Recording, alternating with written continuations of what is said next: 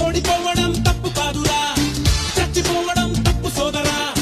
చావు ఒక్కటే దారంటే ఇక్కడుండే వాళ్ళు ఎంతమందిరా.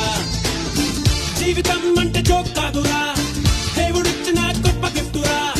దాన్ని మధ్యలో ఖతం చేసే హక్కు ఎవరికి లేదురా.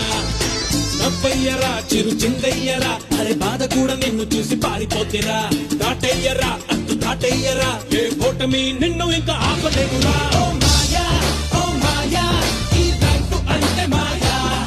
ఓ మాయా, ఓ మాయా, ఈ లైఫ్ అంటే మాయా. ఓ మాయా, ఓ మాయా, ఈ లైఫ్ అంటే మాయా. ఎవరో ఒకళ్ళు ఏదో మాట అంటారు, కొంచెం బాధ అనిపిస్తుంది. కానీ బ్రష్ ఆఫ్ చేసేసి నెక్స్ట్ వాట్ టు డూ అనే దాని మీద నువ్వు ఫోకస్ చేస్తే గనక మనం చాలా హ్యాపీగా ముందుకు వెళ్ళిపోతుంటాం.